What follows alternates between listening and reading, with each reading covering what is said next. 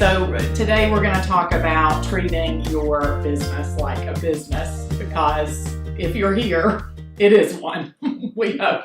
And, we make jokes about this. We laugh a lot when we talk about this topic because it's just easy for creatives to be so engaged with the work, with the creative work, that they will... I'm going to give you a story. This is better. Okay. So story time for treating your business like a business. When I decided that I was going to paint furniture, and this was before, I'm going to make myself sound like a dinosaur, but this was early in the furniture painting craze that began. This was a new thing. And I decided, at the time, I was only custom painting for other people. So then I thought, well, I'm going to, I think I'll actually just purchase a piece and paint it. This is a simple idea, I realize. So this coffee table I buy on Craigslist for $10, okay? So that's great, super cheap, affordable. I paint it pretty quickly. That's wonderful. Get a bite on it online for somebody to purchase it, for like $75. So I'm thrilled. They live in Birmingham, okay? That's 2 hours and 45 minutes away from my house. And I offer to deliver it to them, because I'm just thrilled at the notion that someone bought it. Right. And, this is what we're talking about. You get so wrapped up in, I've created this thing and I want so badly to put it out into the world. I'll do anything, including lose all my profits, just to make it happen. So it is a real thing. And obviously we'll talk a little bit about, boundaries and how, you do work. I mean, that's the other thing. You do work, and it is important to treat it like a job, because it is a job, and I think we've both learned a lot of lessons, probably some the easy way and some the hard way, when it comes to treating your business like a business. Yeah, I think so. Looking at your business from a profit and loss standpoint, I think is important, because it's easy, like Shauna was saying, it's just so easy to get caught up in the excitement of what you're doing that you don't take a step back to see, am I actually making any money? Am I actually paying myself? And I think we'll talk more about, like, you do work with the boundaries, but that's something, just to touch on it, that's something I've become pretty passionate about, because our work does not look like other people's work. When you're painting furniture, or you're in your house working on your computer, when you're like working on social media promotion, so you're just literally like hanging out on Facebook, it looks like something people can just interrupt, because you're just hanging out on your computer, or you're painting, or you're doing something that does not look like real work.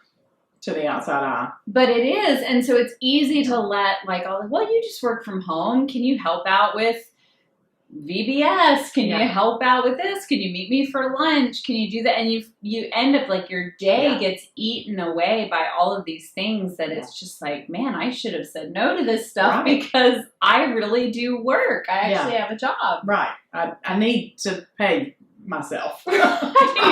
And that is one thing we're both super passionate about, is no matter where you are in your business, if it's the very beginning, establish a pattern of paying yourself, even if that's $25 a week to begin with. Whatever profitability is relative, that is a fluid, profit's fluid. It doesn't, your profit may not look like someone else's, that's got an established business of, 10 plus years. So don't be afraid to go on and create boundaries for yourself in that way, and set up patterns now, so that as you grow, you're paying attention to that part. Also, I think that holds you accountable. It keeps you, sorry, keeps you, this is real life. We're doing this on all of them, by the way. It keeps you accountable to how is the business doing? Not just do I love what I'm doing, but how is the business? What adjustments can I make? How can I improve upon it?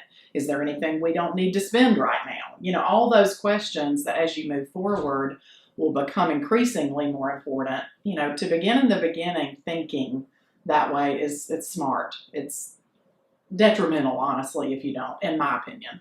So So I would suggest paying yourself a percentage of what you make. So everything you make, you say, I'm going to save this percentage to reinvest in the business, and then this percentage goes to pay myself for the work that I'm doing. And the importance of setting that up is because there's never going to be an ideal time to pay yourself. There's always going to be new gear to buy and new expenses for your business. I think especially now with all of the subscription-based things, like you have to pay for services and software and all of this stuff yearly or monthly, that it can be so easy to not protect your profits. And so it doesn't get any easier as you grow. You have to just be disciplined about setting that money aside for yourself and say, I am doing this to make money. So I'm going to make sure from the very beginning that I make money. Right. Well, I mean, and you don't have a CFO that lives in your home with you to make sure you're doing this thing. At least we don't. No, you've got yourself. No CFO locked in the basement. No, I mean, maybe you have a partner, a spouse. I mean, somebody that can help you consider that. But I mean, it's you that sets those patterns in the very beginning. So it's really important. And so Jim Rohn, which I love his quotes, and I think we reference a few of them throughout our courses, but he says, start wherever you are with whatever you've got. And that's this, in the beginning. I think that Theodore Roosevelt said that first. Did he? Yeah. Start where you are with what you have. Anyway, I'll have to look up the quote. We'll look that up because we don't want to misquote Theodore Roosevelt. But Theodore Roosevelt did say that, and probably before. Probably. Anyway, called me out on that one. Probably first, but anyway. But regardless, that's it. No matter where you are in your business, to begin in the beginning thinking about it in that way it's critical, because there are going to be, and honestly, it's less so about your profits and more about the relational part of your work that will eat into your productivity. All the time that you do give away because it is something you get to be in charge of. That's tough. It's tough to say no to, kids' activities and friend activities and all the things that we mentioned earlier. And the more you can treat your business for what it actually is in the very early days, the better off you'll be, the more productive you'll be, and hopefully profitable.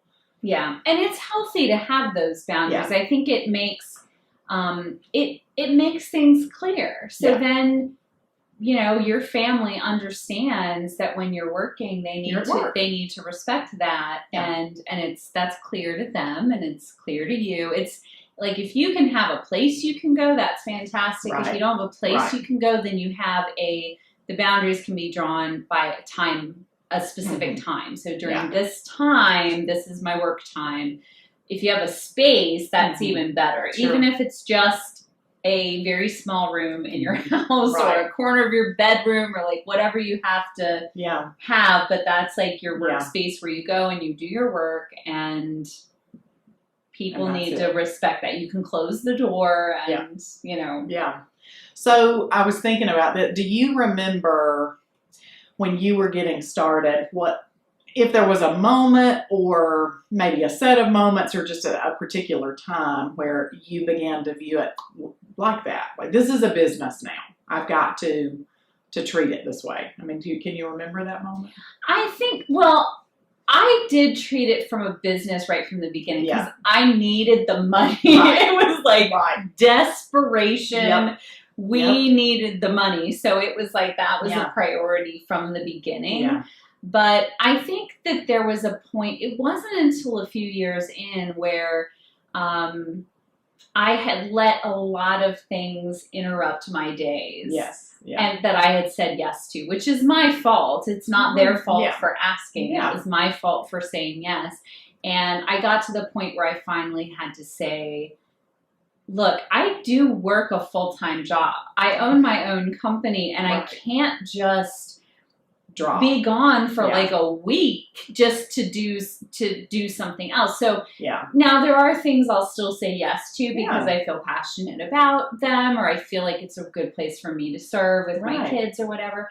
But generally, when it comes to like my work day, I need to protect that, To protect just the as time. if I was going to an office and had to ask for that time off from somebody. So I started to view it more like that, and to be okay about saying no and not feel guilty. Yeah. Yeah. I think I did the same thing. I mean, it was, other than the coffee table incident, that was pretty early on, and that was a mishap on my part. Pretty much right after that, though, I realized, oh, okay, this is, but I think that's background. I grew up with a dad who was this, very driven businessman, and, he just hammered all that stuff into my head, and I loved it. I loved business, and I got a degree in it, and it was one of my majors, and you know what I mean? So I didn't know that. English business. Isn't that funny? See, we need to like put that in our bios. Isn't that funny? I didn't know that. My degree's in musical theater, by the way, which is totally useless to you. So No, but it was because it was, I wanted to write. So I went for English and journalism. Oh. And my dad was just, Shauna, you cannot do that. You have got to do something practical. Well, so I took a professional writing course, and I loved that part. So I got a business degree too. A business degree? All right. So it all came full circle, and it worked out well. And so anyway, once I fell in love with the blog, and that sort of evolved into me doing this other creative work. Once I sold that first coffee table and lost money on it, I thought, okay, not going to do that anymore. We're going to do this a different way. Where if this is a thing, then let's make it a thing. Yeah. And that's how it is, That's how it is. And we do, for this session, we have a starting a business checklist, which goes over like just things that are important, like insurance and registering your business with the state, registering your fictitious name, getting yourself set up to pay taxes federally. Yeah. Just all of those things that are really important to think through and work through. So we have that as a resource for you if you want to either set up a business from the beginning, or if you want to just review it to make sure your business is set up properly. Yeah. Because we want to see you succeed, and having your business set up properly is just a big part of that.